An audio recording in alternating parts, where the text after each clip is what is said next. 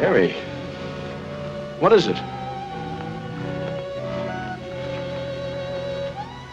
The stuff that dreams are made of. Huh?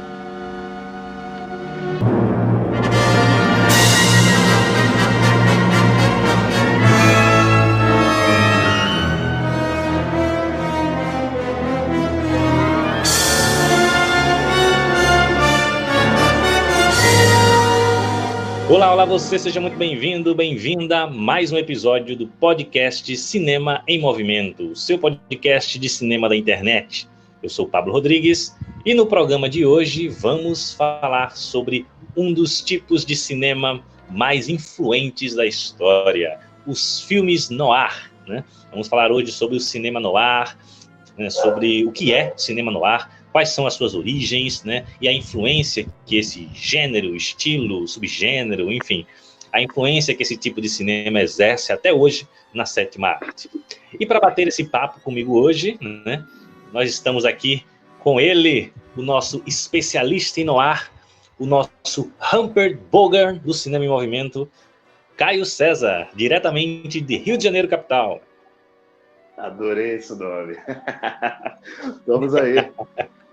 Estamos aí, começando a minha especialidade. Agora sim. Olha aí. E diretamente de Maceió, Alagoas, a nossa investigadora particular, Viviane Monteiro. Olá, gente. Estou aqui de volta para falar com vocês sobre cinema, sobre a sétima arte. E hoje a gente vai falar um pouco sobre noir. Espero que vocês gostem bastante e entrem nesse mundo com a gente. E diretamente de Itaguaí, no Rio de Janeiro, o nosso crítico de porta de bar mais cínico e boêmio do Cinema em Movimento, Felipe de Souza. Olá, hoje eu estou com meu sobretudo e só observando para pegar a pessoa que cometeu o crime. Enquanto isso, vou interrogando e dando tapa na cara da mulherada.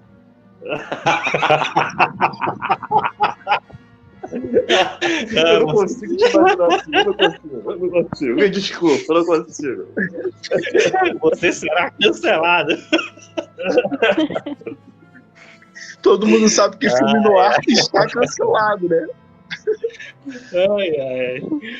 Muito bem, muito bem. E se você ainda não conhece o Cinema Noir, não sabe do que a gente está falando, então vem conosco, acompanhe esse episódio que está muito rico, maravilhoso, onde nós vamos aprender muito sobre esse tipo de cinema que foi tão importante, né, no desenvolvimento da linguagem cinematográfica e ainda hoje exerce influência sobre os filmes. E se você não conhece o Cinema em Movimento ainda, vai lá no YouTube, se inscreve no canal, curte os vídeos, tem vídeo toda semana, compartilha e também segue o Cinema em Movimento lá no Instagram, @Cinema em Movimento 7. Vamos nessa que está começando mais um episódio do podcast Cinema em Movimento. Come on, read my future for me. You haven't got any. What do you mean? Your future is all used up.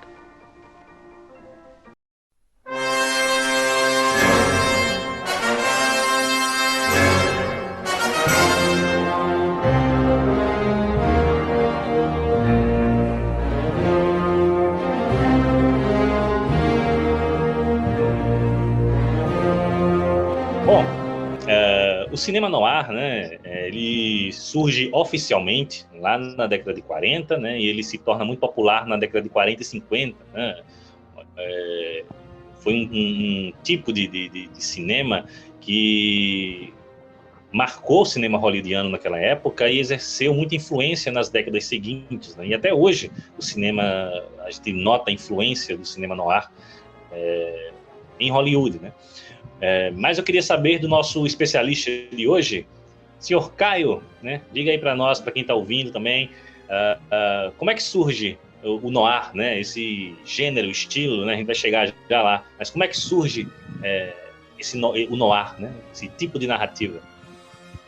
Na verdade, a gente pode dizer aí que a questão noir é uma mistura aí do expressionismo alemão e também das obras aí, de Caravaggio, um artista barroco italiano E a temática principal aí que a gente vai perceber das histórias no ar, né, é a questão da desesperança.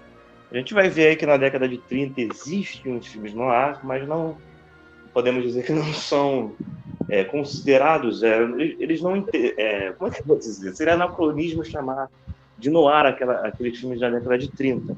Ele vai ser reconhecido como noir em si lá no Falcão Maltês, né, em 41, 42, se não me engano. E o próprio noir, né, esse próprio estilo, ele vai ser conhecido de fato como um gênero na década de 70, aí, depois do Chinatown e do Perigoso Adeus, né? E os últimos filmes de Robert Mitchum, a gente vai dar uma olhada nessa explosão no ar que vai ter na década de 70 e que realmente é conhecida aí, findada aí como um gênero, né? Tem suas discordâncias, mas existe. Eu confesso que eu não sabia dessa influência das obras do Caravaggio. Eu sou um grande fã do Caravaggio. Acho que foi um dos primeiros artistas plásticos que eu passei a admirar, assim. E faz sentido, né, nessa estética que ele utilizava, muito mais sombria, um jogo de luz e sombra muito forte, que a gente vai ver também no expressionismo alemão, ali nos anos 20, né, no final dos anos 10 e nos anos 20, principalmente no cinema, que também fazia uso dessa estética de contrastes, de luz e sombra, né, e que é muito forte no noir também, né. Sim, sim. E o noir, uma coisa marcante que eu acho no noir também é a questão da desesperança, né? São obras normalmente muito melancólicas. Você sai triste daquele filme, mas do mesmo jeito que você acha maravilhoso. Então, o noir, né, ele tem influências claras do cinema alemão, né, que surgiu ali na década de 20, né, o expressionismo alemão, uma fotografia escura, ambientes desiludidos, né, filmes mais sombrios. Ele tem um cinismo, né, do realismo poético do cinema francês, né, como os filmes do Jean Renoir, Grande Ilusão, né. Esses dois cinemas que eu citei, né, são muito influenciados tanto pela primeira quanto pela presença ainda um pouco longe, mas já estava no clima da época da Segunda Guerra, né? E os Estados Unidos também teve essa influência. Sem contar que durante o período da guerra fez com que muitos diretores europeus se mudassem para os Estados Unidos, né? Diretores de fotografia, montadores, o que influenciou muito uma mudança no cinema americano, né? E a própria situação americana já estava sofrendo uma grande mudança, né? Porque já estava acontecendo muito crimes urbanos, né? Que começaram a surgir ali no período da Grande Depressão. Então tudo isso levou ao surgimento, acredito, do noir, né? Antes não como um gênero, né? Não considero um gênero, mas nem como estilo, não era nem considerado um gênero, né? Isso vem acontecer lá no final dos anos 50 com os críticos da carreira do cinema, né, que notaram uma característica bem significativa nesse cinema e praticamente definiu o gênero, né, noir, né, que é um termo francês. Vale a gente ressaltar também, né, que na época do surgimento dos filmes noir, os Estados Unidos estava passando por crises, né? Os estúdios, né, de Hollywood estavam passando por uma crise. Em paralelo tinha surgido recentemente a televisão, então o cinema estava perdendo um pouco o espaço, e os filmes noir surgiram como um refresco para essa crise financeira que os estúdios estavam passando, né? Porque o filme noir ele tem baixo orçamento, né? E com isso, nesse período de 39 a 50, de 49 a 59, foram em média mais de 300 filmes. Isso ajudou bastante ao fortalecimento do cinema noir. Vendo hoje, você nota que são filmes bem baratos mesmo. Até Os Corruptos do Fritz Lang é um filme massa, assim, mas tem hora que tu olha o cenário assim que fica estranho, né? Parece cenário de novela. Caio, o noir ele surge na literatura, não é isso? Sim, na literatura. A gente pode literatura dizer policial, aí, né? no Pulp Fiction, né, nas revistas Pulp. Mas a gente pode dizer que os dois mais famosos aí, os autores mais famosos, é o Denzel Hannity, que escreve o Falcão Maltese, e o Raymond Chandler, que cria aí o detetive Philip Marlowe em 39, se não me engano, no Sono Eterno, de David Slater. Depois, em 45, é lançado como Beira do Abismo. Diz aí pra gente, Caio, tu que conhece mais do gênero, quais são as características típicas do cinema noir, desse cinema noir clássico ali, né? Desse primeiro período do noir? É tipo Liga da Justiça agora, tipo Liga da Justiça de Zack Snyder, o Batman depressivo, é mais ou menos assim. Mas o cinema noir é escuro, ele é desesperançoso, é melancólico, sempre aquela questão quase sempre, né? Ele ficou famoso nessa questão aí da Dama Fatal, que é uma das características que nem sempre estão presentes nos filmes noir. Mas os mais marcantes aí da década de 40, essa característica aí já está mais presente, né? Só dando um adendo aqui, é por isso que eu gosto muito de Crepúsculo dos Deuses, né? Por quê? Adoro. A Dama Fatal não é a Dama Fatal. Ela não é uma mulher linda, ela não é uma mulher espetacular, que acaba com todo mundo, ela só usa o poder do dinheiro dela. Talvez ele seja o Cavalheiro Fatal. O próprio cara. É por isso que ele inverte, é por isso que eu gosto muito desse filme, e eu considero ele no ar, né? Ele inverte essa característica aí. E a questão da desesperança aí que a gente vê nos filmes no ar, muita gente até fala aí que a questão da crise de 29, que também está muito presente nisso, mas eu acho que está mais presente nos filmes de gangster. Mas eu acho que a questão no ar, ele vai muito além das próprias crises. Isso dá para entender na literatura no ar também. É que você para perceber que é muito mais filosófico, né?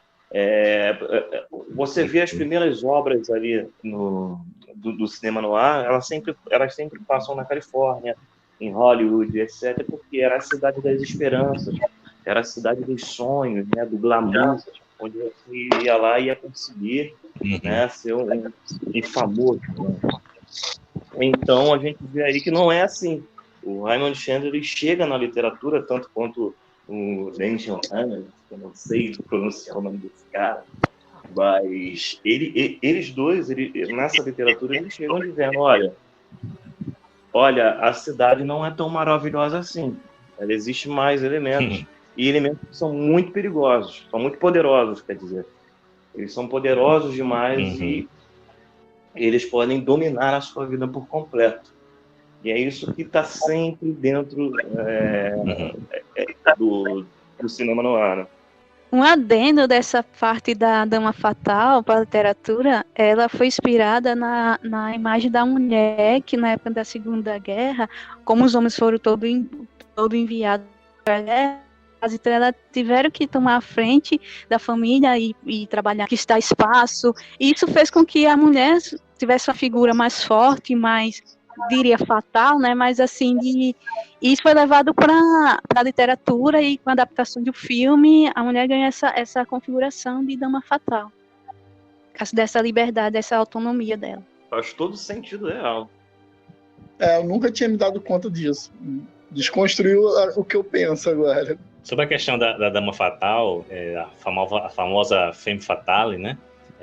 Eu acho interessante isso que Vivi trouxe, né? Acho que explica um pouco, né, dessa caracterização da mulher no cinema noir, né? Mas eu acho que isso não tira o caráter que existe nesses filmes, né, com relação à Dama Fatal, que é um caráter até bem machista e sexista muitas vezes, né?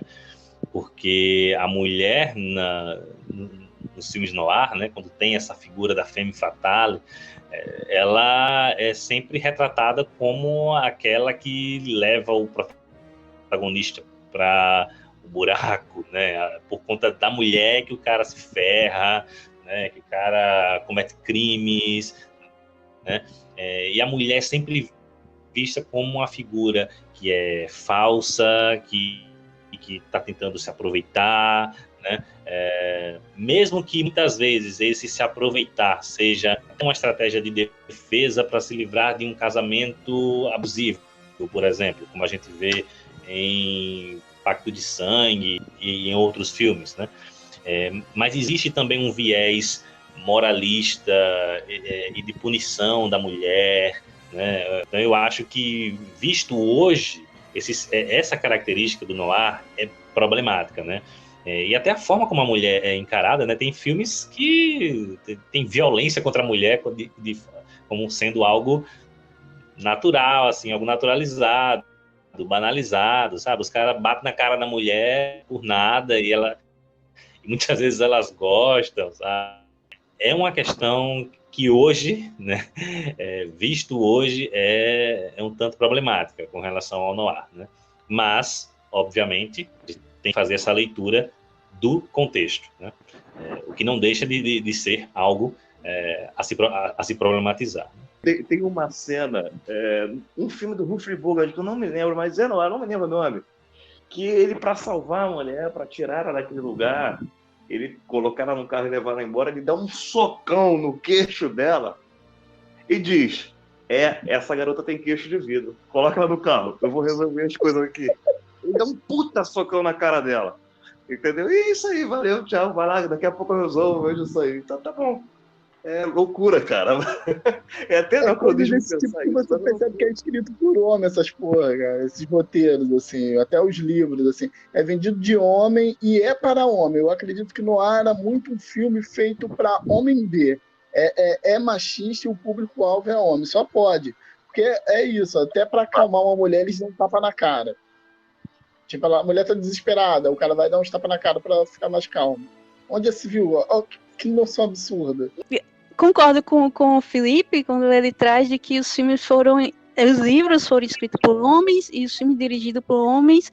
Então, quando na literatura as mulheres foram colocadas de forma sexista e machista, era para dar uma forma de resposta a toda a liberdade que elas estavam adquirindo naquela época. Então, eles colocando ela dessa forma meio submissa, meio machista e sexista nos filmes, é uma forma deles meio que moldar essa liberdade que elas estavam tendo naquele momento na história. Então, é justo isso, é para tentar moldar as mulheres lá fora, lá na realidade. Eu não duvido, não.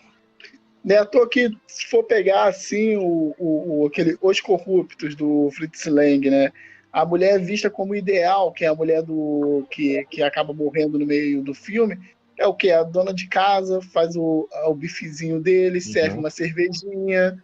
Olha que mulher perfeita. E a contraponto também tem a Lauren Bacall aí no Beira do Abismo, que é uma patricinha, né? Filha de um militar, um cara ricaço.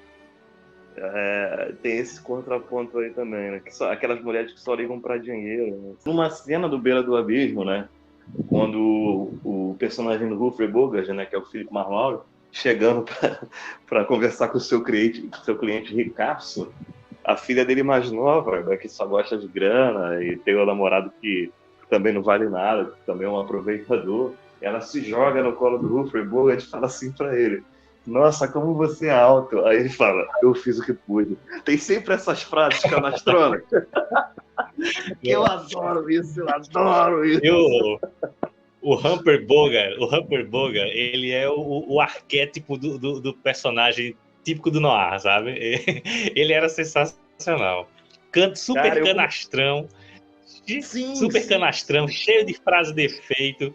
Tem uma cena na Beira do Abismo que é essa personagem da irmã mais nova, que é toda doidinha e tal, que ela fala para ele falando de um outro cara, né? Ele fala, fulano de tal, ela diz, ele não é tão bonito quanto você. Aí ele fala, ninguém é. Cara, isso é maravilhoso, cara. E pior que esse personagem no livro, E ele o cara é é assim feio, mesmo. Meu sonho de adolescente era ser esse cara. Eu comecei a fumar por causa desse cara. Para mim, o arquétipo do personagem noir é o Robert Mitchum. Tá maluco? Tá maluco? A gente Não, vai não, discutir isso sobre o filme dele da década de 70. Pra falar Eu a fico verdade, com eu o Caio, prefiro eu filme fico do com o passado do que A Beira do Abismo. Não, o Beira do Abismo ficou muito mais explosivo, cara. Tanto porque na década de 70, o Robert Mitchum, ele vai fazer o Philip Marlowe, né? Na regravação da Beira do Abismo, acho que de 71, 70, e depois ele faz no remake também, na regravação do Até a Vista, Minha Querida, que é de 44, que é o melhor filme de todos, né? E Gente, aqui no Brasil ficou conhecido, aqui no Brasil ficou conhecido como O Último dos Valentões. Se você quiser ver o Robert Mitchum imitando o Humphrey Bogart, eu tenho um DVD aqui, fica tranquilo. Ele não imita, não acho. existe essa polêmica, né? Se o noir ele é um gênero ou um estilo, né? Eu queria saber primeiro aí do nosso. Para você, noir é um gênero ou um estilo ou um ciclo, como falam também? Não, o ciclo não é um gênero. Né? Ele foi reconhecido no cinema pelo gênero, como gênero, aí na década de 70. Logo depois aí de Chinatown ou Um Perigoso Adeus. Para mim é um gênero de filme. Não é apenas um estilo de se fazer, por exemplo, suspense. Você pode fazer um noir dramático. Então, para mim, o noir ele já é um gênero à parte, não é um estilo de se fazer outros gêneros, né? Eu acho que isso me gera até um pouco de desmerecimento por esse gênero, né? Por essa parte daí da sétima arte, né? Ele é reconhecido como um gênero, sim, né? Principalmente quando a gente diz... Por exemplo, o Felipe, ele fala muito aí que a porteira dele é aberta, né? Porque ele considera que já é um estilo e tal, considera Scarface, e dois, se não me engano, como um filme noir, etc. Eu já não considero isso, porque eu enxergo noir como um gênero, entende? Então, a minha questão é mais fechada. Né? Ele conversou sobre isso muitas vezes, eu e o Felipe, por considerar o gênero noir como um estilo de se fazer outros gêneros, a porteira dele já está mais aberta para falar aí que outros filmes que eu não considero são aí noir. Sim, então Blade Runner não seria um noir para você? O Neo Noir. Okay. Eu coloco Tortura do Silêncio do Hitchcock como fácil um noir, para vocês terem uma ideia. Eu tendo a considerar mais um estilo, porque eu fico pensando, enquanto gênero, o que é que caracteriza quando eu penso numa comédia, num drama, num suspense, né? São características muito marcantes, né? Que definem mesmo aquele gênero, né? Eu tendo a entender mais como um subgênero de estilo dos filmes policiais, porque a gente sabe que as histórias policiais, até a chegada do noir, elas tinham outras características, né, e mais focadas na trama, nas ações, né, na ação da trama. O noir já traz, como você até falou, cara, essa questão filosófica. O noir ele traz muito essa coisa dessa pegada existencialista, né?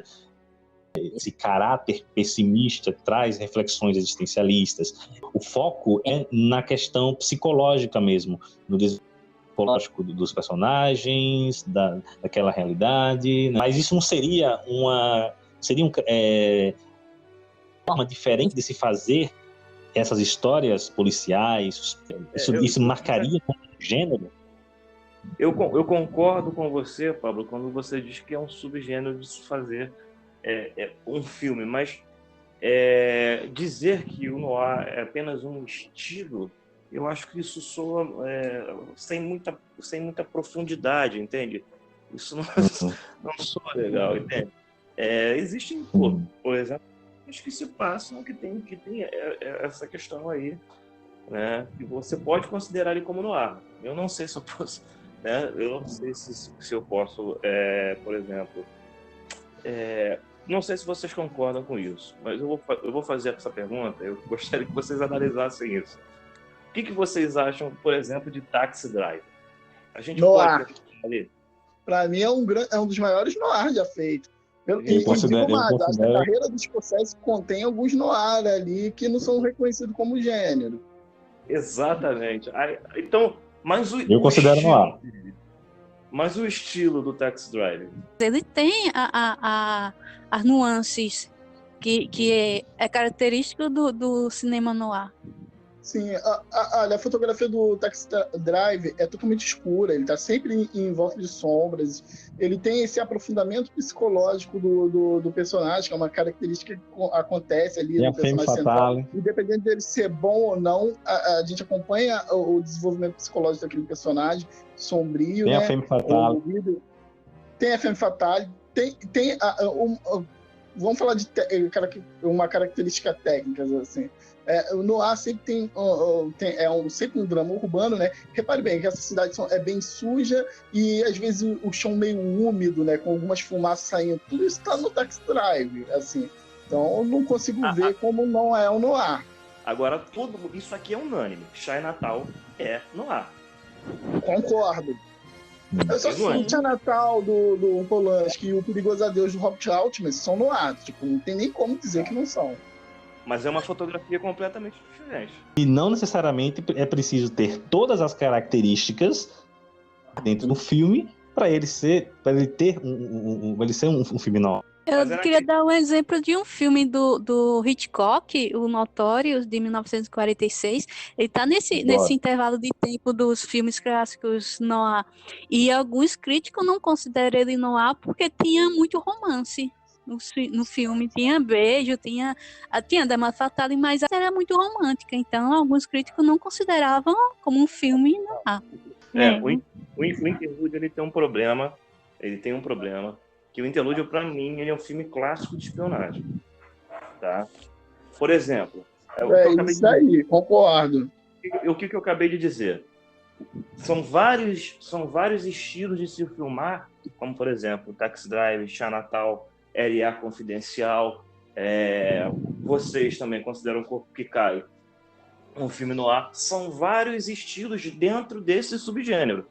É por isso que eu digo...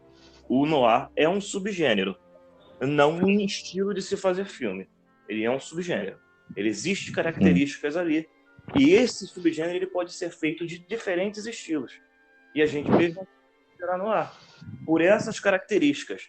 Mas, Caio, por que você não considera o Interlúdio um filme noir? Eu não considero, porque para mim já é uma questão de espionagem. Mas tem a Dama Fatal. Tá, 007 Cassino Royale também tem. O próprio personagem do James Bond, ele é baseado no Philip Marlowe, da beira do abismo.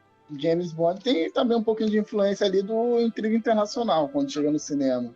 Não, o próprio personagem James Bond, o próprio personagem em si, ele é baseado em Philip Marlowe. Uhum. Você pode pegar aí o Cassino Royale, quem o Cassino Royale, se fosse gravado da forma que o livro é, cara, poderia, em certo estilo, talvez essa obra poderia se tornar um filme noir. Depende, eu não sei, se passa só num cassino. I don't know him. You sure? You know who he is, don't you? He's always calling Vivian up. Why? Is he cute? No, I think you're telling the truth for a change. Is he as cute as you are? Nobody is.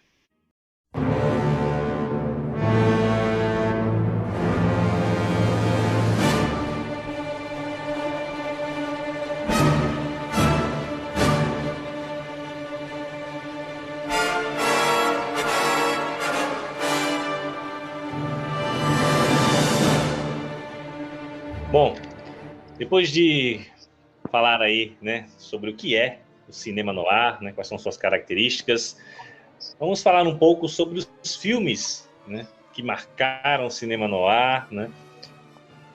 E para a gente falar sobre esses filmes, eu acho que é importante a gente começar, obviamente, do início, né? Porque o filme que é considerado o primeiro filme noir, né? Que é lá em 1941, O Falcão Maltês, o primeiro longa-metragem cineasta de John Huston. E aí, o que é que vocês falam sobre O Falcão Maltês? É espetacular. Que é uma refilmagem, né? Sim, sim. Esse é a terceira versão dessa história para o cinema, né? Ô, Sim, Pablo, eu queria falar primeiro, porque o Caio vai rasgar uma seda do caramba pra esse filme, então deixa eu primeiro, que meu raciocínio é mais curto. Então, eu queria dizer que eu já discordo do seu primeiro noir, né? Que é considerado o grande marco, 41. Acho que é muito mais porque o John Huston é famoso pelo gênero e porque o Humphrey Bogart é um ator que dá a cara ao gênero, assim, para muitas pessoas. Mas eu discordo, assim. Vai frente. E antes disso, em 1940, já teve o Homem com os Olhos Esbugalhados, que é um filme noir por excelência. Então eu prefiro dizer que o Boris Iger, que é um diretor russo, criou o noir, não o John Huston, se for julgar desse jeito, assim. E sem contar que o filme é pouquíssimo cinematográfico, na minha opinião. Ele parece quase um teatro filmado, assim. Talvez até pelo seu baixo orçamento. Eu gosto do filme, consigo entender que ele é um bom filme, mas eu não consigo achar que é tudo isso para o cinema. Eu queria dizer, assim, a minha opinião sobre o Falcão Maltês ter sido escolhido o primeiro, pode ter sido porque ele ganhou um Oscar, né? Tipo, um dos atores que atuou no filme ganhou um Oscar de melhor ator coadjuvante. Aí talvez isso tenha influenciado para chamar a atenção para esse filme, para ver ele de uma outra forma, com sendo melhor até que o anterior, dos Olhos Esbugalhados. Faz E sentido. que ganhou o Oscar é aquele gordinho, o que faz o vilão. E realmente, do filme, ele é o melhor que sabe atuar ali. É muito estranho. E esqueci agora o nome do principal.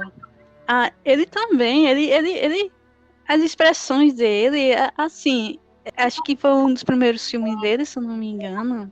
Ele tem outros filmes, mas assim, que rendeu mais credibilidade para ele, que deu chance para ele fazer muitos outros filmes no gênero noir, no gênero estilo noir. Não, eu gosto do filme, acho que ele tá bem, ele é o canastrão ideal, como vocês falaram, mas só isso, assim, eu não acho um grande filme, acho um bom filme. Vai, Caio, defenda. Rapaz, só pela frase final desse filme, eu vou defender ele. Só pela frase final. Quando o policial pega o Falcão Maltês, ele, nossa, isso é pesado. De que material é feito? Do mesmo material que são feitos sonhos. Tá aí a desesperança, tá aí o noir. É isso que vocês têm que entender. E claro, cara, esse filme tem o Peter Lorre, um ator genial, entendeu? Um estouro da década de 30. Eu amo o Falcão Maltês justamente por essa questão canastrona. E se a gente ficar discutindo aqui quem criou, qual foi o primeiro, qual foi isso, no ar, não tem como. A gente não vai chegar ao entendimento. Né? O Falcão Maltês é aquele que explode, né, os cinemas com a questão no ar, né? E que vem para o Brasil como a relíquia macabra. Eu gosto do filme, né?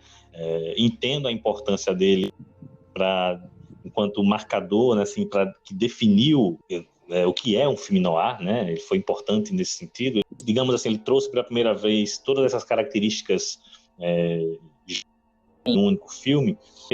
Mas eu gosto do filme, mas eu também, assim como o Felipe, eu não isso tudo, sabe? Eu acho que ele depende muito dos diálogos, né? Como o Felipe disse, ele lembra uma peça filmada, né? Talvez pelo baixo orçamento mesmo. Outros noirs, até mesmo do próprio John Huston, que eu acho ele, concordo com o Felipe, que ele é pouco cinematográfico. Ele até usa ali da fotografia, da luz e sombra. Eu gosto da estética do filme, mas eu acho que ele é mais convencional, né, com relação à linguagem cinematográfica dele.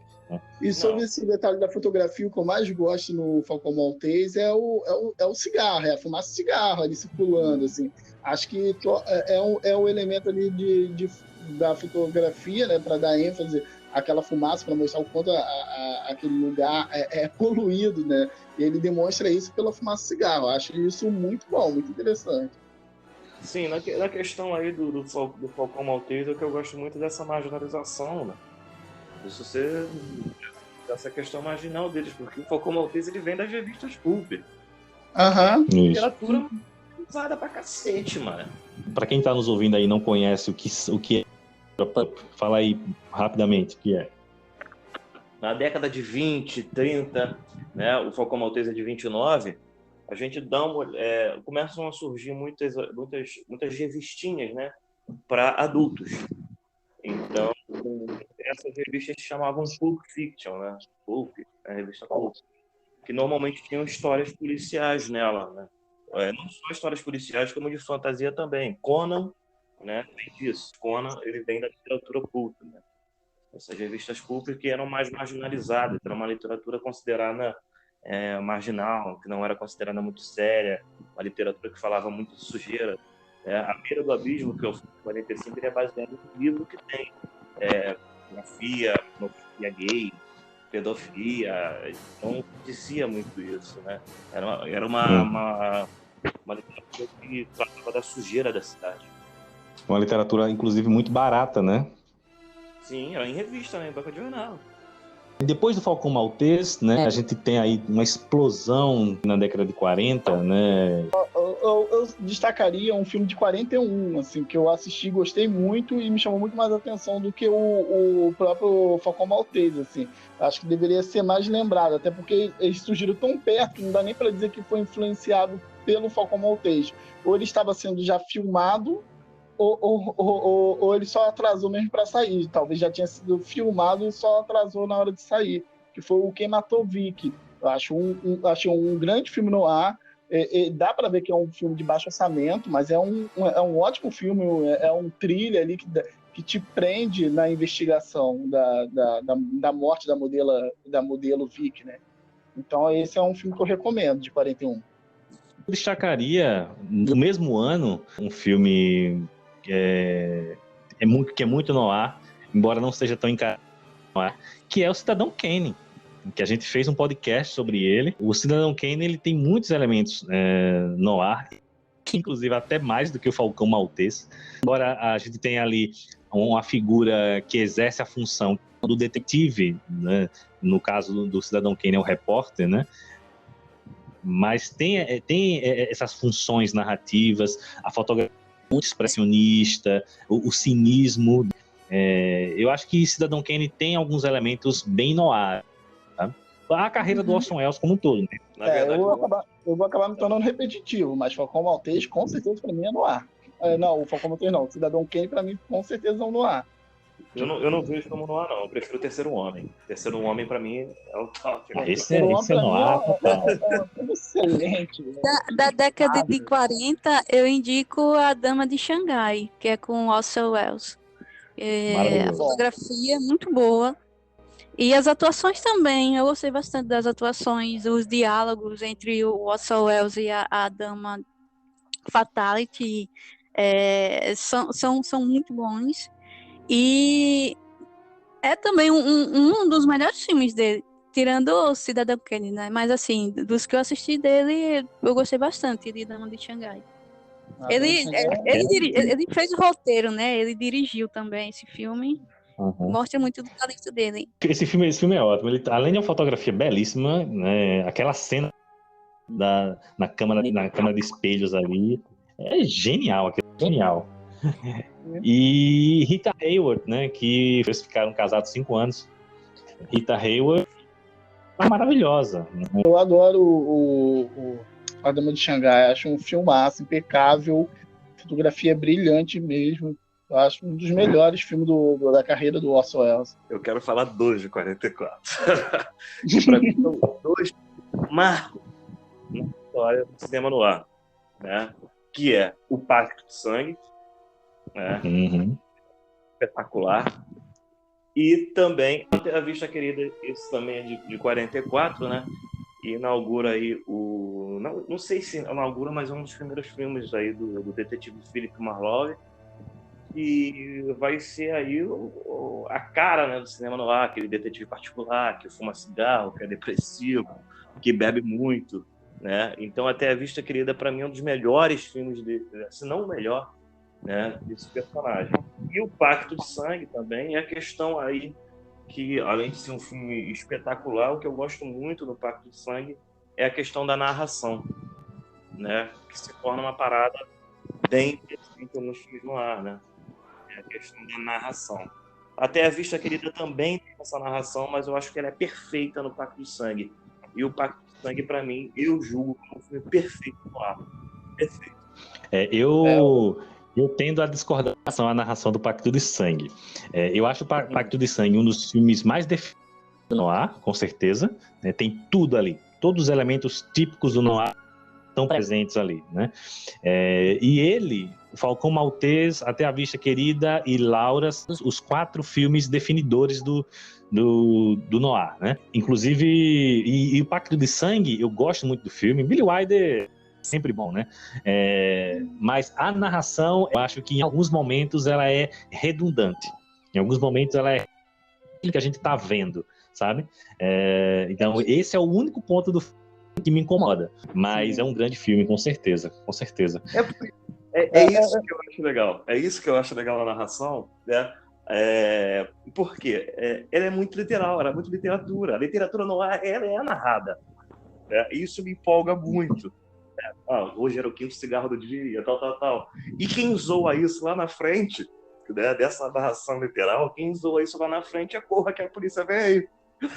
Entendeu? Verdade. Então, eu concordo, assim, acho que Pacto de Sangue é um dos filmes definidores do gênero, mas a narração me incomoda, assim, né? Posso dizer que não é aquela coisa que me incomoda, que eu vou, nossa, odiar o filme e tal. Mas, de fato, assim, a narração ela não contribui. Muitas coisas você já está vendo, não era necessário. Eu sinto o mesmo incômodo com o do Kubrick lá, o Grande Golpe. Assim. Pô, adoro o Grande Golpe, adoro a carreira do Kubrick, mas, nossa, usar a narração para o horário, eu acho que ele poderia ter usado soluções de filmar um relógio, filmar um calendário, alguma coisa assim. A narração ali me deixa um pouco incomodado. Para mim, a narração é uma das características mais fortes do cinema no ar, não só o cinema, como a literatura. Para mim... Eu entendo, Caio.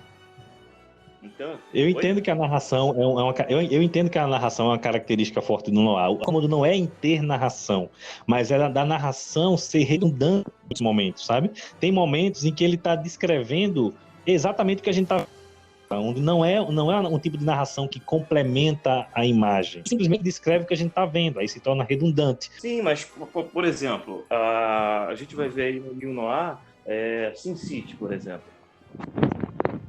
Tem esse tipo de narração que é literal, você tá ali, mas você acaba penetrando na cabeça daquele personagem.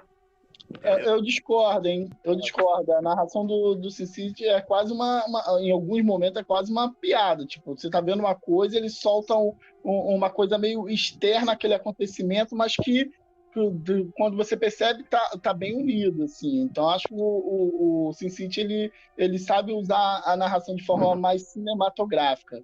Na verdade, cara, eu entendo a narração do Sin City, do de sangue também, é você percebendo o próprio psicológico do cara. Eu não importa que eu tô vendo aquilo e tal, eu quero saber o quanto pirado aquele cara é. É proposital, né? Colocar essa redundância. Eu vou trazer um filme aqui de 1944 que eu não conheci na preparação para o podcast, o Laura, né? O Laura, do Otto Preminger, que é muito bom. Ele não tem, digamos assim, todos os elementos, né, do noir, mas ele traz muito bem a sua trama, a investigação, e o que me surpreendeu no Laura é a figura da femme fatale, que mais filmes que a gente falou, inclusive aqui, do caráter machista e sexista da mulheres no noir, né, dessa figura da dama fatal, No Laura, há uma subversão disso, há uma desconstrução dessa figura da femme fatale. A personagem da Laura, ela é uma personagem que mostra toda a fragilidade daqueles homens ao redor ali. Ela não é retratada de forma moralista, de forma a puni-la pelo seu comportamento, ou como uma mulher falsa, perigosa. Não, na verdade, o problema está na forma como os homens ao redor dela enxergam, né? Então, eu gostei muito desse filme por essa desconstrução da figura feminina do Noir.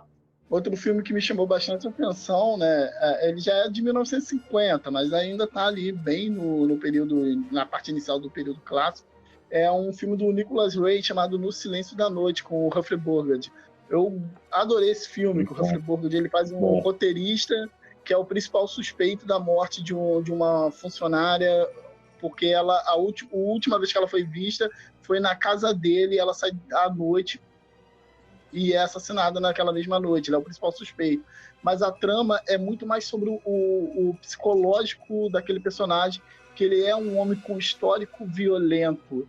E ele começa a se relacionar com uma mulher, estão apaixonados e prestes a casar, e ela, que a princípio nunca suspeitaria dele, desse assassinato, passa a suspeitar. Eu achei um filme maravilhoso, assim. E o Nicolas Ray, ele sabe, ele tem uma sensibilidade para tratar questões mais intimistas, assim. Eu acho que nesse filme ele, para mim, é mais um grande filme do Nicolas Ray. Duas indicações minhas aí também. Outro de 44 é Um Retrato de Mulher. A gente já falou muito desse filme, que tem na Telecine. Eu me guardei para esse podcast para falar sobre esse filme, cara. Toda vez que você tentava, eu desconversava, sem falar como era bom, porque eu tenho bastante problemas com esse filme. Mas adorei o filme. Eu amo esse filme. Eu amei esse filme. Eu não consigo comprar a ideia de um psicólogo criminal se entregar tanto. Não, mas ele não é um psicólogo criminal. Ele é um professor de psicologia criminal. Não, o amigo dele que é. Não, o amigo dele é um investigador. É o promotor. Ele trabalha com a polícia, psicólogo, cara. Não, ele é professor de psicologia criminal. Ele já abre o filme assim, dando aula. Enfim, eu acho esse filme maravilhoso, até que na comédia final, né? A cena final é maravilhosa. Ele se entrega tanto. Não, aqui dali é covardia com o público. Você tem que propor elementos que ajudem a isso. O Lynch faz isso muito bem. Agora dali eu achei covardia com o público. O quê? Aquele final é covardia? O filme fala com você o filme inteiro, cara. Eu gostei muito do filme, sinceramente, eu gostei. Eu sou incapaz de falar que é um filme ruim, mas ele tem alguns elementos assim que me incomodou assistindo. Eu acho aquele final maravilhoso. E o desespero da cena que ele tenta esconder o corpo, a parte que ele vai tentar esconder o corpo, aquilo eu entrei em pânico, mano. Eu gosto do filme, mas uma coisa que me... Porque se assim, eu não vou falar o final, obviamente, né? Mas o final contradiz o que o filme mostra durante toda a sua projeção. Porque ele tem narrativas que são para além do ponto do protagonista, né? Então fica meio contraditório para descobrir no final, né? Mas eu gosto do que o Lang faz. Ele dá algumas dicas sobre tudo aquilo durante o filme. Até conversei com o Caio sobre isso em off, com os espelhos, né? Sempre usando uma questão de aplicar as imagens, como se a gente estivesse vendo somente reflexos e não o mesmo, né? Então tem coisas interessantes no filme. E a própria relação de o filme ter muita coincidência. São muitas coincidências ele encontrar aquela mulher em frente à loja. Muita coincidência. O Lang é um puta diretor aqui. Eu não tô nem dizendo assim que tem um problema de direção. Acho que não tem. Assim, eu acho o roteiro. Eu não consigo de fato comprar o psicólogo criminal se entregar tanto. Ele parece até vilão de novela, que em um momento ao qual tem que descobrir alguma coisa e ele vai se entregando. Não é à toa que tem até um personagem que brinca, né? Podemos encerrar investigações, já encontramos o culpado. De tanto mole que ele dá. Só que por ele ser amigo de quem está investigando, né, nem passaria pela cabeça do amigo ele ser um suspeito. O cara tava no meio de uma cena de assassinato, com uma amante. O cara tava nervoso pra cacete. O maior ser humano frio possível pra não ficar super nervoso com isso. Entendeu? É por isso que eu entendo essa parada, essas vacilações que ele dá, e eu que dá mais tensão no filme. Entendeu? A cena que você vai vendo, a cena que ele vai esconder o corpo. Essa sequência é maravilhosa. Que ele vai dando, isso dá uma tensão no filme gigantesca e maravilhosa. Até o meio do filme eu estava na ponta da cadeira. Eles discutindo como iam lidar com aquele corpo é uma das melhores coisas. Assim. Ele indo buscar o carro, nossa, muito bom. Esse um do Hitchcock, que eu gostei bastante, acho que eu tinha até comentado lá no grupo, o caso Paradise, só que aqui no Brasil botaram a tradução de Agonia de Amor. Algo que nem condiz muito com o filme, né? Assim, a direção do Hitchcock, o roteiro é da esposa dele, né? A Alma Haver. E eu acho que, assim, o roteiro, por ter sido escrito por ela, acho que trouxe um pouquinho mais da Dama Fatality como meio esnobadora do mocinho, no caso, do protagonista, né? Que ele é de um caso de um advogado que tenta defender uma moça que ela é suspeita de matar um marido, só que o marido dela é daqueles antigos, um senhor já capitão, general, sei lá, e casamento por conveniência, por questão financeira. Aí ela fica suspeita de ter matado ele. E tem a cena muito legal, que é a parte do julgamento, do tribunal. E o plano de sequência dessas cenas do tribunal são muito boas. A câmera sai descendo de cima, onde está a galera que está assistindo o julgamento, e na sequência sai descendo e vai passando por todo uma genialidade muito grande do Hitchcock. A parte assim, que eu falo sobre a Eva River ter destacado bastante a Dama Fatal, diferente das outras que é tão submissa, ela esnoba o rapaz. E ele, no caso, o protagonista, ele meio que era casado e se apaixonou por ela e meio que desprezou a esposa, e no final ele meio que tem que correr um pouco atrás para rever o que ele tinha feito. Então, acho que é um bom filme e uma boa narrativa para desmistificar tanto essa parte da Dama Fatal tão submissa e esse conceito tão de machismo e ceticismo com a figura dela. Que é algo até diferente para a filmografia do Hitchcock, né? Que tem também de retratar as figuras femininas de uma forma também. Né? Agonia de Amor é um filme interessante. Outro filme que eu queria falar também é A Beira do Abismo. Né? Esse que eu já falei pra caramba aqui, mas eu tenho que falar dele de novo. Que ele é maravilhoso. Que inaugura aí a carreira da Ellen Barker, uma atriz incrível, que pra mim é a melhor dama fatal do cinema noir. Eu gosto muito desse filme, muito. Eu gostei muito da Beira do Abismo. Acho um noir super divertido, ele prende a atenção do espectador do início. Um policial de primeira, assim. Eu fiquei ali, né, preso na trama. Humphrey Bogart nunca esteve tão canastrão como nesse filme. Ele tá maravilhoso. Mas eu até conversei com o Felipe em off sobre isso. Eu acho que o filme tem um certo problema com relação ao seu roteiro. Chega um momento em que ele se perde um pouco, ele fica confuso, sabe? Em determinado momento eu estava meio sem entender direito aquela trama ali. E você acaba sem entender direito o que está acontecendo ali. Ele fica mais complexo do que deveria, sabe? Mas é um grande filme, com certeza. Eu vou ter que discordar. Eu não acho nem que o filme fica complexo. Eu acho que o filme fica confuso mesmo. Assistir ele é como você estar dentro de um tornado. Assim. Você não tem o controle da viagem, só vai. O problema desse roteiro aí, gente, é simplesmente a censura. É por isso que teve que cortar muito esse roteiro da Beira do Abismo. Né?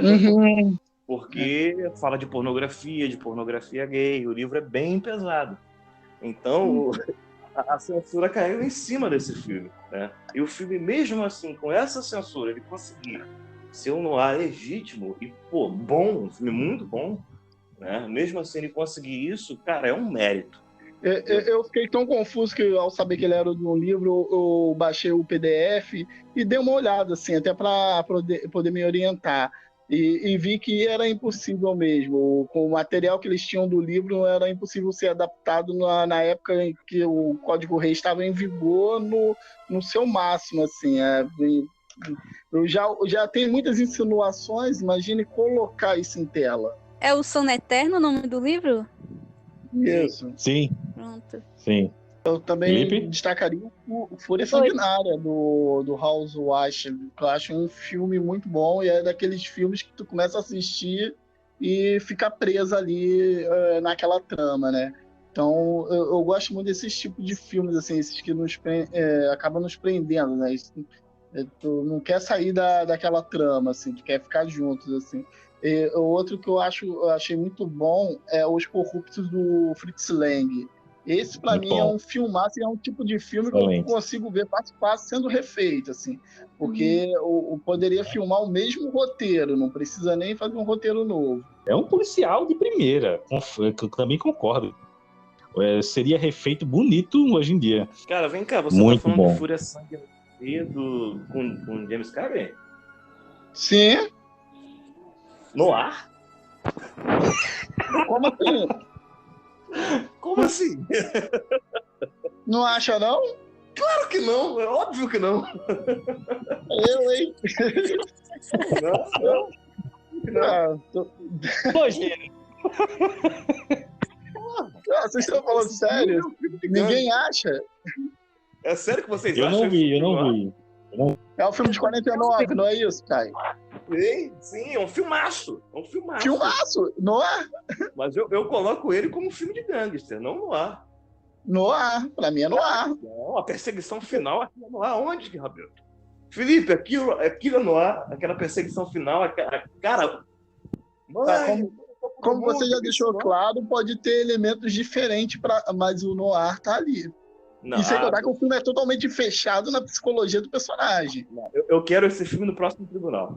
Eu quero esse filme no próximo tribunal. A gente vai conversar sobre esse filme. Cara, um filme que eu quero trazer aqui, que pra mim eu descobri há pouco tempo, conversei com o Felipe, ele também, que é O Terceiro Homem, né?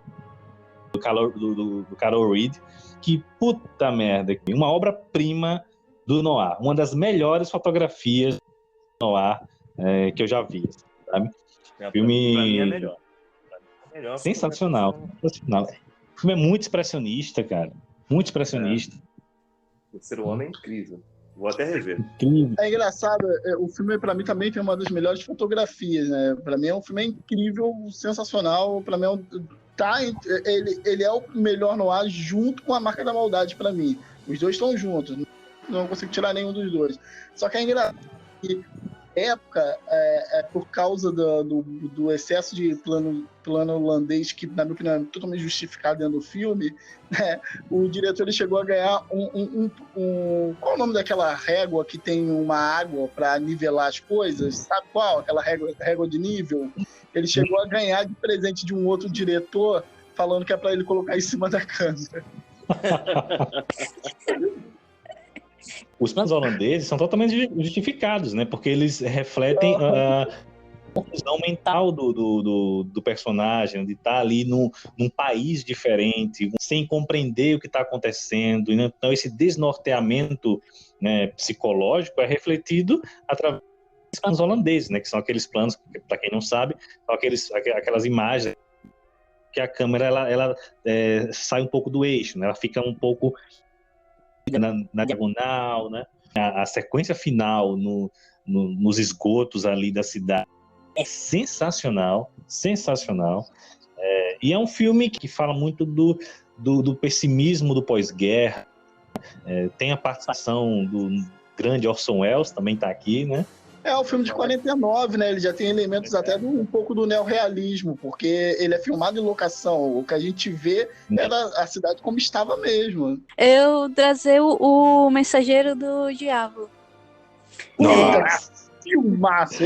Cara, obrigado, Vivi, mas eu ia trazer isso. Ele aqui no Brasil, ele tá classificado como um filme sobrenatural, né? Ele é achado em alguns lugares como filme sobrenatural, por causa do título.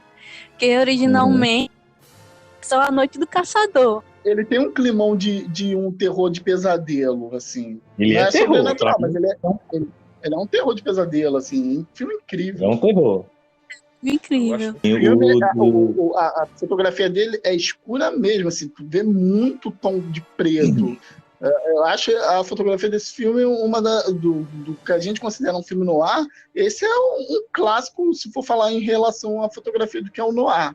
O Mensageiro do Diabo, ele é um terror expressionista, sabe?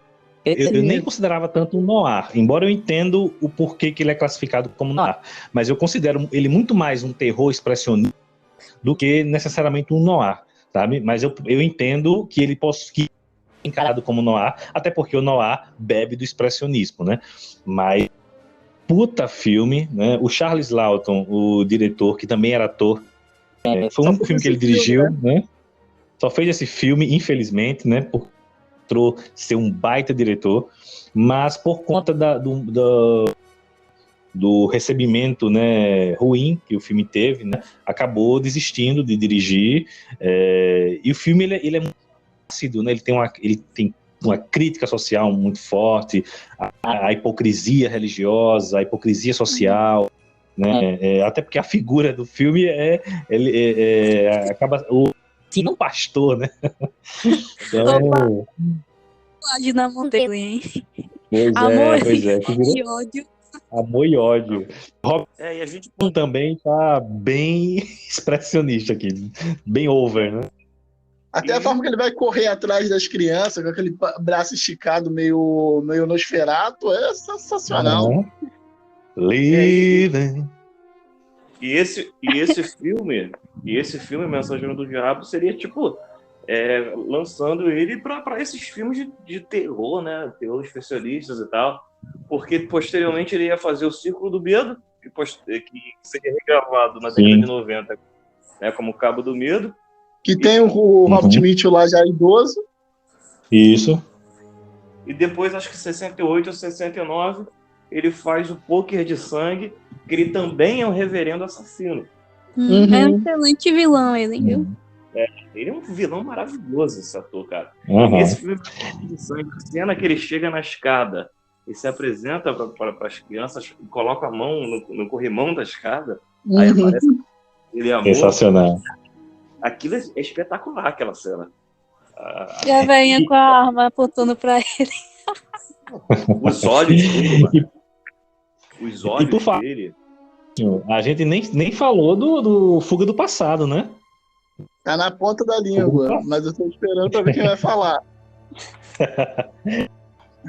Então eu vou falar agora. O Fuga do Passado, para mim, é um grande filme, grande filme. Assim, é o que eu falei. Se eu for apresentar alguém o que é um noir, um filme de detetive, o primeiro filme que vem na minha cabeça é o Fuga do Passado. Para mim, ele está à frente À Beira do Abismo.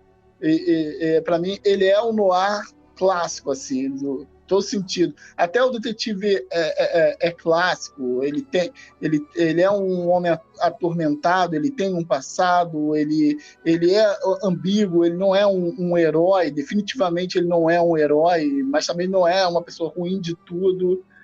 Até a falta de expressão do Robert Mitchum, que ele não é um dos melhores atores, nesse caso colabora para a criação daquele personagem que tem um olhar vazio. Eu acho um grande filme. Para mim é um filmaço, um dos melhores assim, do gênero. É de 47 o filme, né? Tem também o Kirk Douglas no elenco, né? Um Kirk Douglas, né? Sensacional. E o Kirk Douglas, quando o cara é bom ator, é incrível. Porque toda cena que tem o Kirk Douglas, eu não olho mais nada. Eu só vejo o Kirk Douglas. E o Kirk Douglas nesse... E a Jenny Greer, que é a fatal do filme, Sim. Né? Eu acho ela maravilhosa nesse. Muito boa. Ela me convence nos dois momentos do filme. Meu favorito desse filme é o Kirk Douglas. Com certeza. É ótimo. Ele é demais. Ele é muito bom. Ah, só para falar, o Fuga do Passado é dirigido pelo Jacques Tourneur, né? Só para lembrar, né, o nome do diretor. Vamos Crepúsculo dos Deuses. Meu Eu noir acho que o Pablo favorito. queria esse, hein? Eu tava preparando aqui. Pra mim é um filme que inverte a parada toda. É maravilhoso. Aquela mulher nas escadas. Daqui, pariu, aquele olhar dela. Caraca, olha, aquela situação da Dama Fatal e aparece ser um Cavaleiro Fatal, como eu já tinha dito, né? Essa inversão, você vai se sentindo afogando, mano. O cara é um clichê, né? Mas, cara, você acaba entendendo o cara. O cara engolou, porra. Fala que Hollywood não é tudo isso. Né? Hollywood não é essa terra tão bonita como vocês pensam. Olha isso aqui. É por isso que eu gosto do ar. Um pouco de realidade em você. Crepúsculo dos Deuses, pra mim, é uma obra... Assim, pra mim é um dos melhores filmes já feitos. Acho sensacional. Gosto dessa subversão dos elementos do noir. O roteiro dele é sensacional.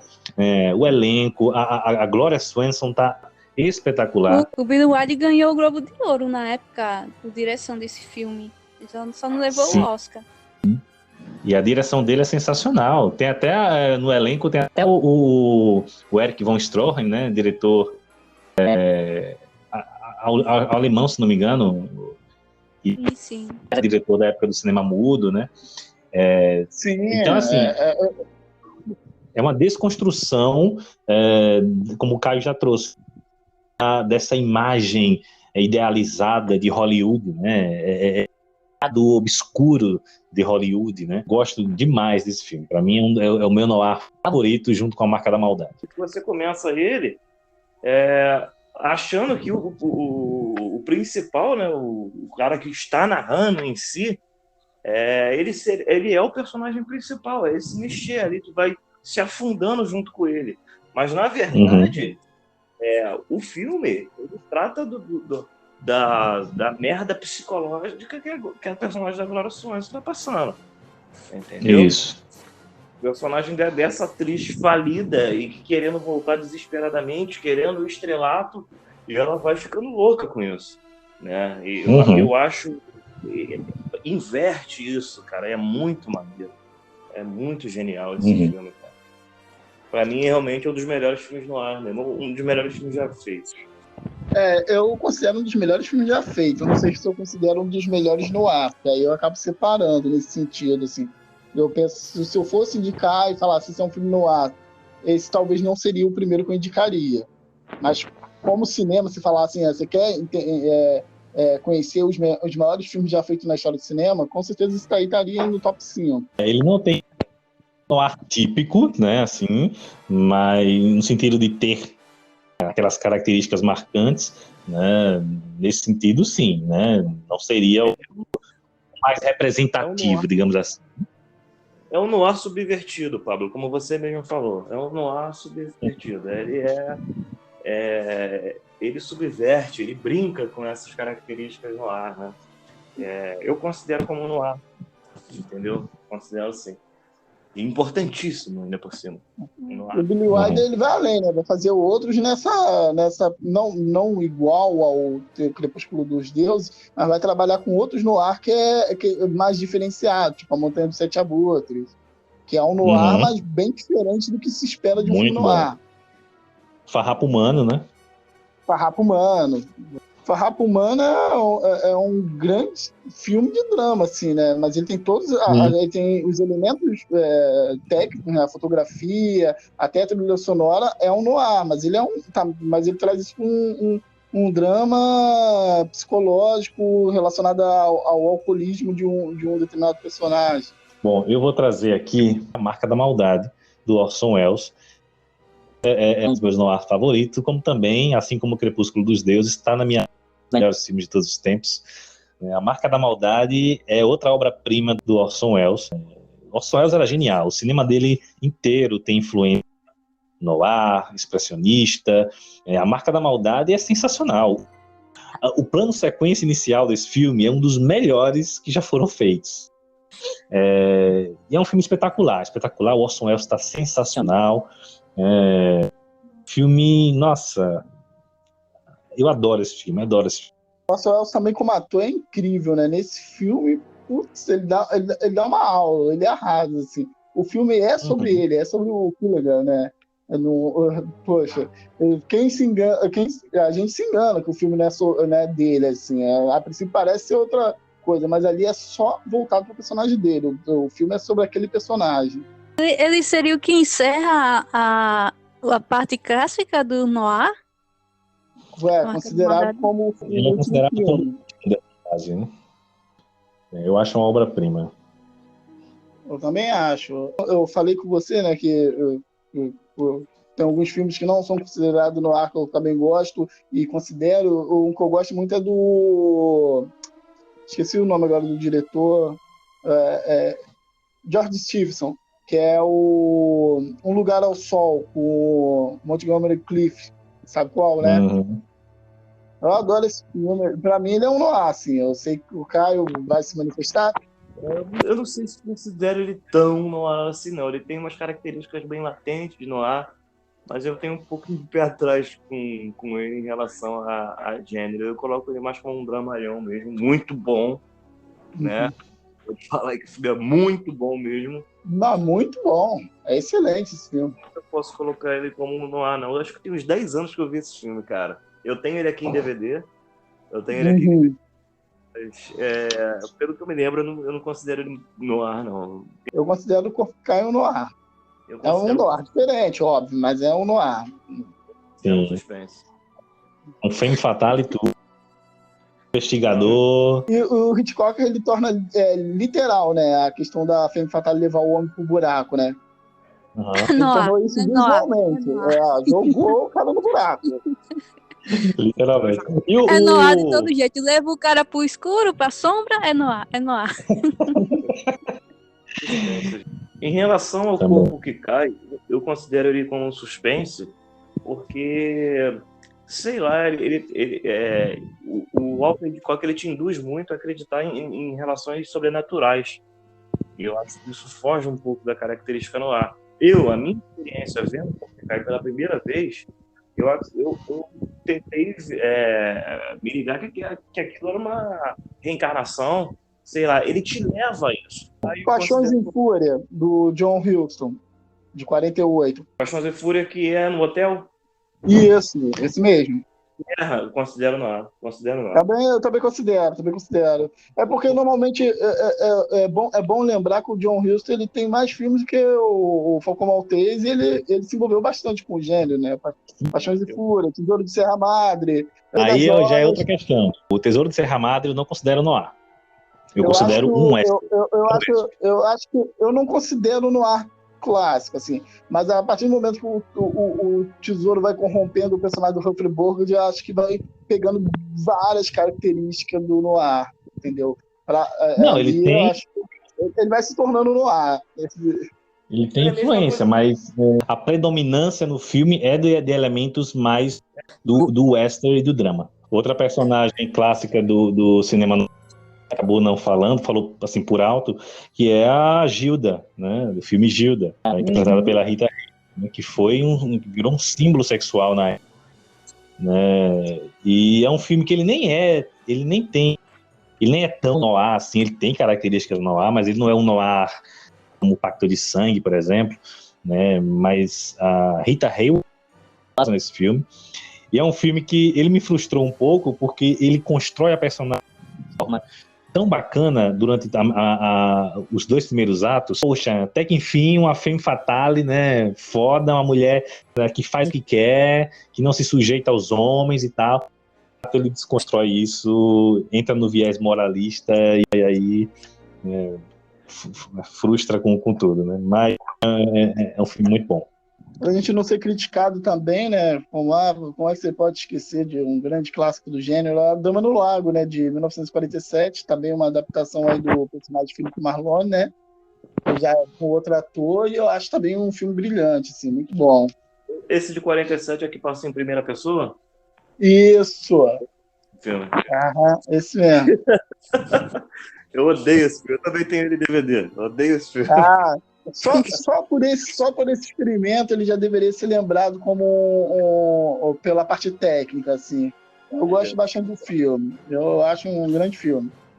São maneiras pra caraca. São aquilo que é de noir, né? Mas esse Dama do Lago e o de 69, o Detetive Marlowe em Ação, que é com Bruce Lee, eu detesto. Puta que pariu, isso eu não vi. Isso eu não vi. Take him home! Just get him the hell out of here! Go home, Jake. I'm doing you a favor. Come on, Jake. Forget it, Jake. It's Chinatown.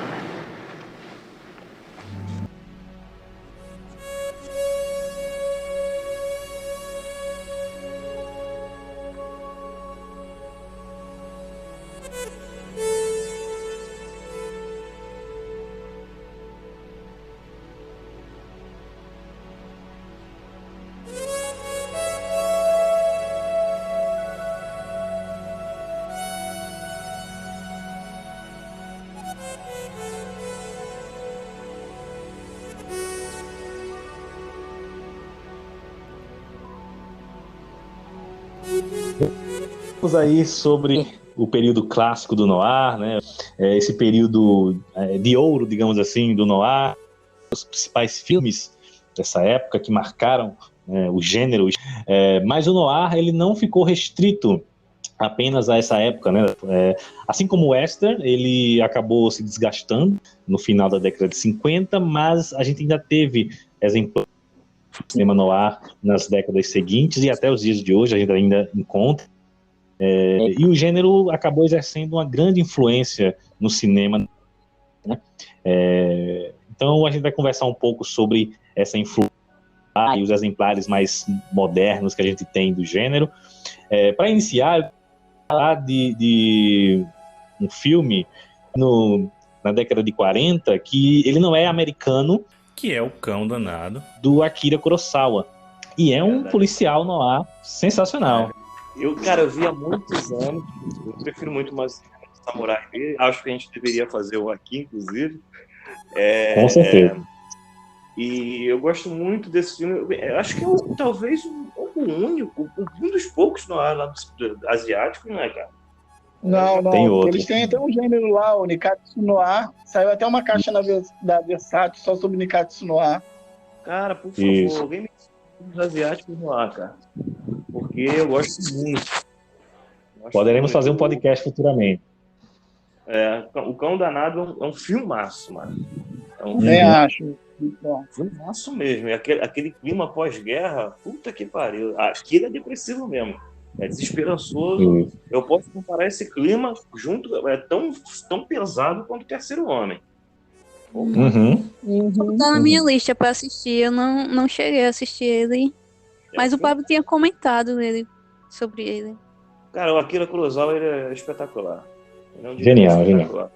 Na década de 70, no final da década de 60, eu destacaria o A Queima-Roupa do John Burnham. Acho um filme bem no ar, assim, clássico. Esse filme é maravilhoso. Eu vou rever esse filme, cara, porque você falou agora. É muito bom. Eu gosto da refilmagem dele com o Mel Gibson, né, que é o Troco. O Troco, eu já não gosto. Nossa, há muito tempo que eu não vi o Troco. Eu acho muito bom o Queima-Roupa, mas eu acho de Marvin foda, né? Sim. Mas eu vou citar aí, que eu considero aí como o primeiro filme do Duro de Matar, né? Que é O Crime Sem Perdão, com Frank Sinatra. Que, na verdade, o Duro de Matar ele é baseado numa série de livros, onde não é o John McClane, é Joey Leland. E a primeira aparição dele no cinema foi com Frank Sinatra, né? Chamado O Crime Sem Perdão, que é genial.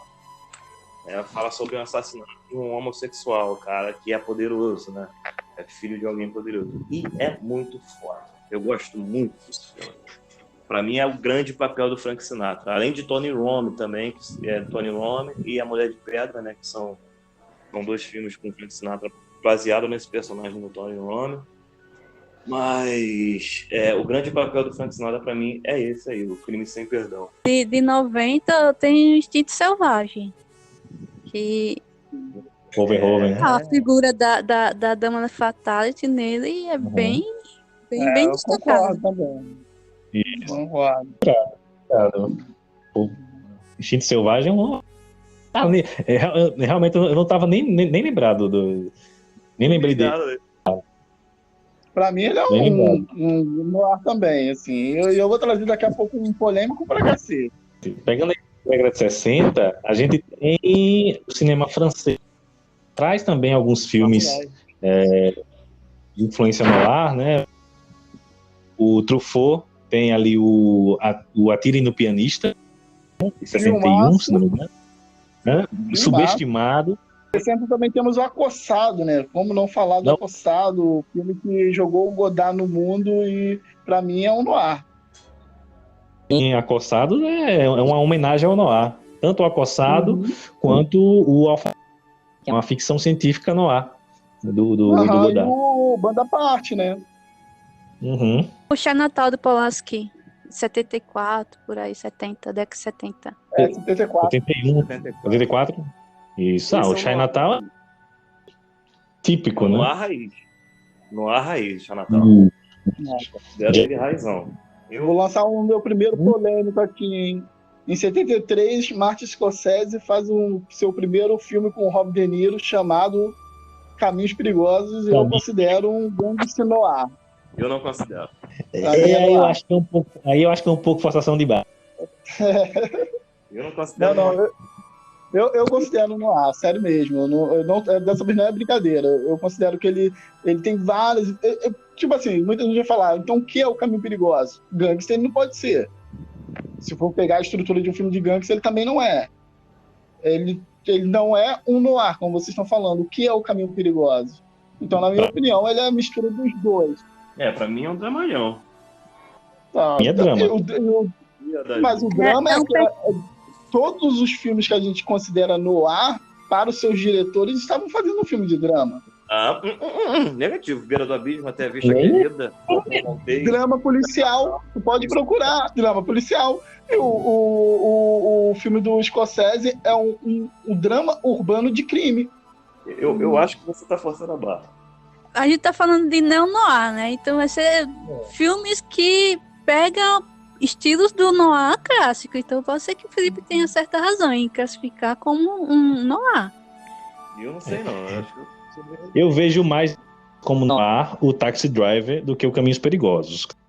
É porque o Taxi Driver já é bem assumido, assim, ele não tá nem disfarçando. Até muito por influência do roteiro do Paul Schrader, né? Que é um roteiro noir e também tem influência da literatura do... Nossa, esqueci o nome do autor russo, Dostoiévski, que também é uma coisa mais intimista de psicologia, de personagem.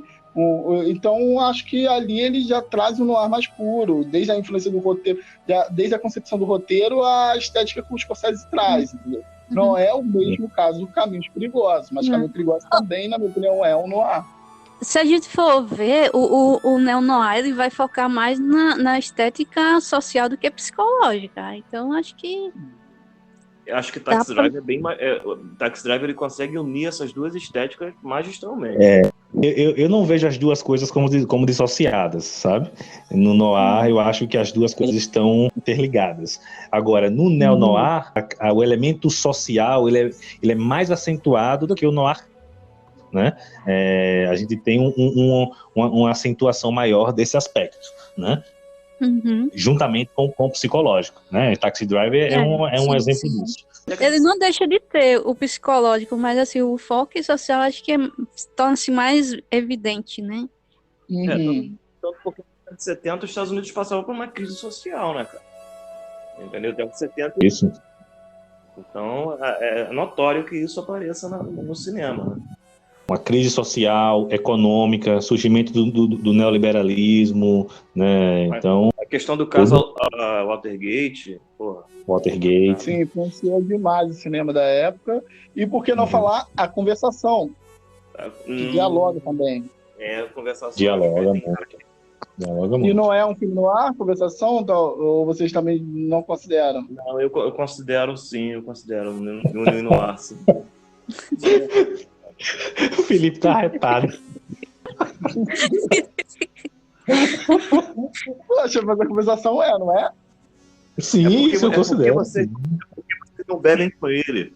Porque ele vai ficar me perguntando se é ou não é, dos 2 meses pelo menos. Porque até semana passada ele estava falando de Zack Snyder comigo.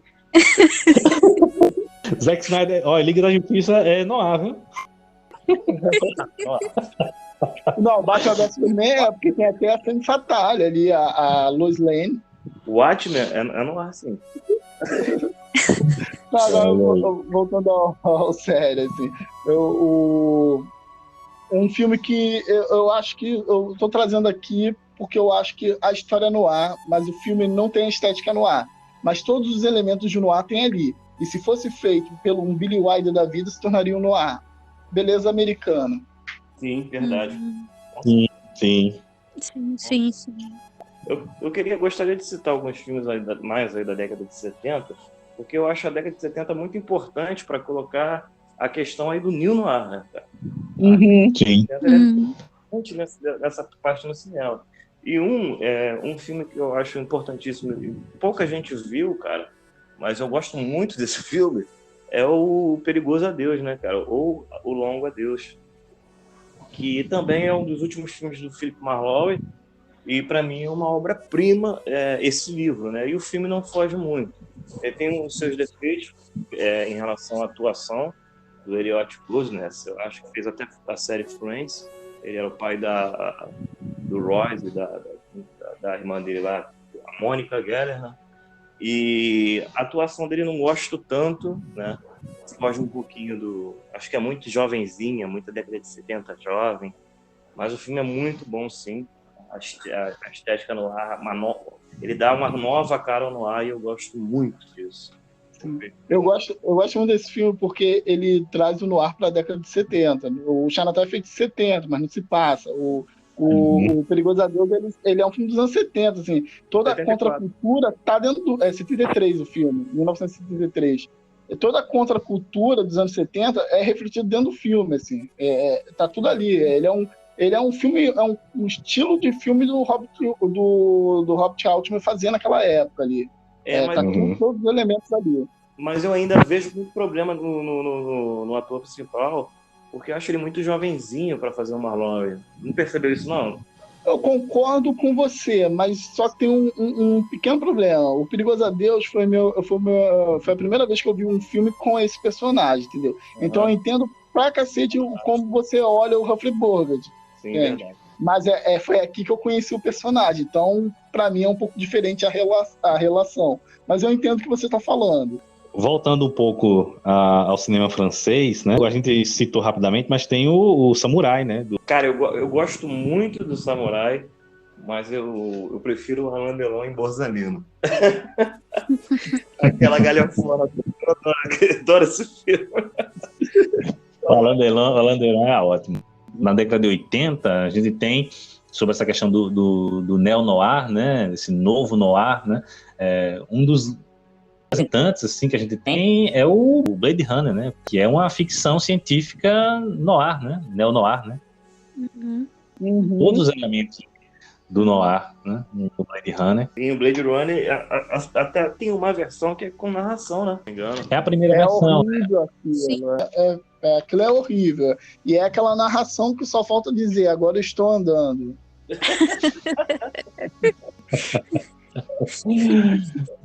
Não, mas eu considero o Blade Runner muito noir. É um neo-noir completo, cara. Adoro esse filme. Cara, eu acredito que você já viu esse filme. Eu vou trazer um aqui que eu também tenho... Agora eu tô falando sério, eu tenho dúvidas, mas eu considero que seja. Que é o Perdidos na Noite, do William Friedkin. Quer dizer, Parceiros da Noite, do William Friedkin. Que é com o Al Pacino. Muito noir. Considero filmaço. Filmaço, eu acho um filmaço. Um dos melhores filmes do Al Pacino. Al Pacino tá brilhante nesse filme. Na década de 80 aí eu vejo como uma galhofa, né, pro cinema noir. Cliente morto não paga. Não, esse filme é genial. Esse eu considero noir. E é um filme de comédia genial. É muito bom, é muito bom. Ele é perfeitinho, né, cara? Uhum. Os grandes astros do cinema noir já estão idosos ali fazendo participações, o que torna o filme mais noir ainda. Uma cilada para Roger. Noir, com certeza. Roger Rabbit, sensacional. E corra que a polícia vem aí, né? Que a gente com certeza. O Cães de Aluguel, do Tarantino, que eu vejo muito elemento noir nele, apesar de que esse neo-noir, ele é mais violento, né? Ele tem essa característica de trazer mais violência, mais cruel, né? A narrativa sendo mais cruel. É um dos do novo noir, né? Do neo-noir. Sim. E também tem o Melhores de Hop, a nova lei, que é de ficção, que é com o Tom Cruise. Do Steven Spielberg, né? O Manuel do Fora. Eu não sei se eles entram em tecnoir ou ainda não, seria um subgênero do noir. Outro noir também que eu acho muito bom é o Los Angeles Cidade Proibida. Eu ia citar esse. De 1997, que eu acho um grande filme, assim. E esse tem vários elementos, assim. Esse daí é daqueles que fica difícil não dizer que ele não é um noir, assim. Tá na cara. Esse filme é completamente noir. E agora eu vou falar de uma obra-prima, então o noir tem que se agradecer por esse filme existir como gênero dele, que na minha opinião é o Veludo Azul do David Lynch. Sensacional. O Veludo Azul é um dos melhores filmes que existe, assim, na minha opinião, e ele, pra mim, é um noir irretocável. O outro noir é o Seven, do Fincher, né? Seven é super noir. Aquele mais suspense. Tipo assim, o que eu considero noir aí é o Drive. Um Ryan Gosling. Sim. É noir, sim. Um puta noir. Amo esse filme, cara. Amo esse filme. Tem uma fotografia muito linda, ele. E a trilha sonora é genial, né? Trilha sonora. Não, esse eu concordo, assim, não tem como discutir. É um grande noir. É um puta noir. Agora, posso ir pro cinema nacional? Claro, deve. Vamos lá, então. Vamos lá. Assalto Tem Pagador. Noir, com certeza. Maravilhoso. Lúcio Flávio, Passageiro da Agonia. Muito noir. Sim. Eu matei o Lúcio Flávio. Da Luz Vermelha. Agora, o melhor que eu já vi no ar, que eu falo, esse é no ar sem tirar nem pôr, isso é um digno suspense policial. É um filme chamado Achados e Perdidos, com Antônio Fagundes, de 2008. Esse, pra mim, é um noir brasileiro foda. Perfeito. É um digno suspense policial ali. Eu gosto muito. Confesso que eu não vi. E esse filme é recente, e ele é muito bem feito, muito bem dirigido. O Antônio Fagundes está incrível mesmo. E todas as características que a gente fala, estão falando assim, pelo menos as que a gente considerou que de fato são do gênero, tá nesse filme, assim, todas. Tudo. Tudo. Por falar em Antônio Fagundes, tem a Dama do Cine Xangai, né? Com a Maite Proença. Ele faz Mas falar aí do cinema de galhofa no ar, a gente pode citar aí o Ed Morte, né? Ed Morte. Maravilhoso. Recentemente, o que é que vocês identificam aí dos filmes mais recentes, dos últimos anos? Ilha do Medo, Martin Scorsese, de 2010, eu considero um filme no ar e com quase todos os elementos possíveis. Eu acho que é até um dos melhores, assim, dos recentes. Eu queria citar aqui um filme de 2009, que está até na Amazon, né, com Mel Gibson, chamado Justiça Brutal. Né, tá na Amazon, na Prime Video, e é um filme no ar pesado, né, que são dois... É com Mel Gibson e aquele rapaz que... eu esqueço o nome dele, que fez True Detective, a segunda temporada. Vince Vaughn. Sim. Isso mesmo. São esses dois caras trabalhando juntos. São policiais que são suspensos porque alguém filma eles batendo no inocente. Aí eles ficam sem opções e vão começar a fazer um trabalho aí para ganhar uma grana.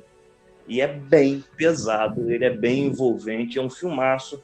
Esse diretor é o mesmo diretor do Confronto no Pavilhão 99, que Sim, você me indicou, né? é um dos melhores filmes de prisão que eu já vi na minha vida.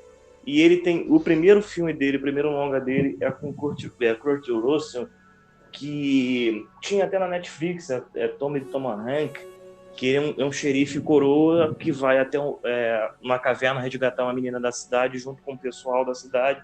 E nessa caverna tem um monte de canibal, e é um filme bastante violento, é muito bom. E esse diretor só faz filme porrada. Só filme porrada. S-Grade. E Justiça Brutal é um puta do noir. Falar o novo Blade Runner aí também. Sim, Sim. Sim, Zootopia. com certeza. Eu me lembro. É uma animação, né? É uma animação da Disney. Sim.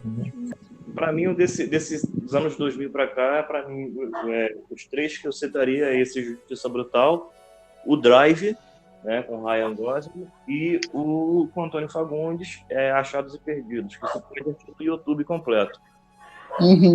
São os três no ar dos últimos filmes. You don't know how much I've missed all of you.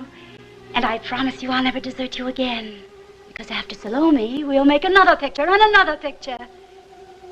You see, this is my life. It always will be. There's nothing else. Just us. And the cameras. And those wonderful people out there in the dark.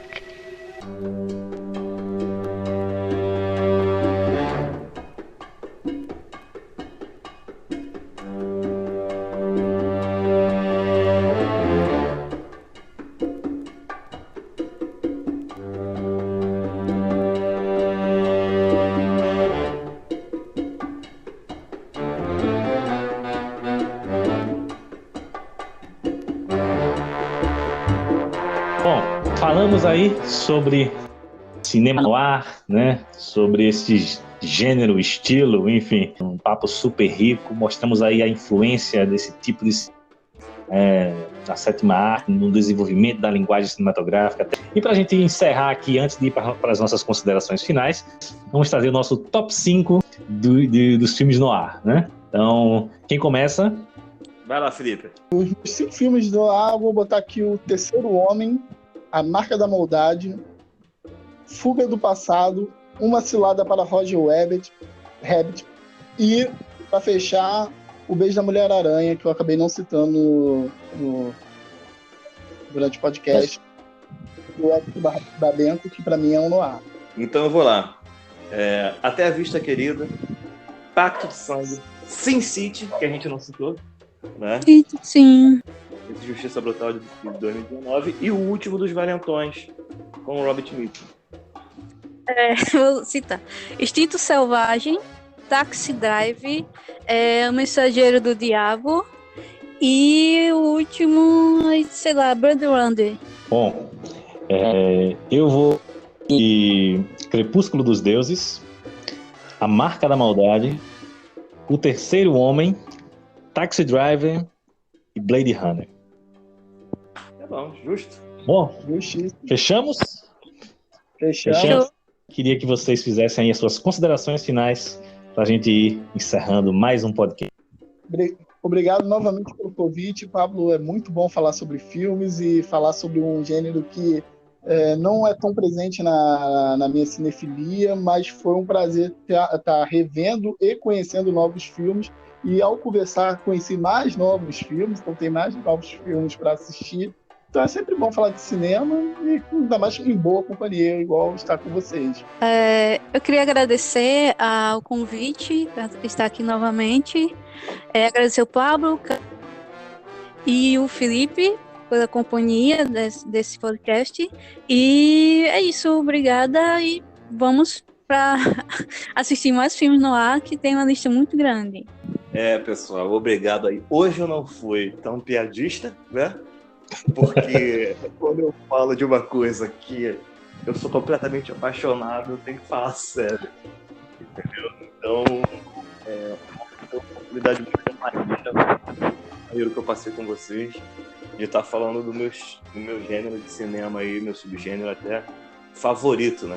Então, foi muito legal mesmo. Muito obrigado. E até a próxima. Foi bom estar com vocês aí. Muito bem, muito bem. Agradeço uma vez a presença de todos vocês. Nossos papos quinzenais estão sendo maravilhosos. Espero que você que esteja aí nos ouvindo tenha gostado do nosso aprendido, né? Assim como nós aprendemos aqui uns com os outros, né? Esse foi mais um episódio do podcast Cinema em Movimento. Estamos 15 dias falando sobre o melhor da sétima arte. E até o próximo episódio.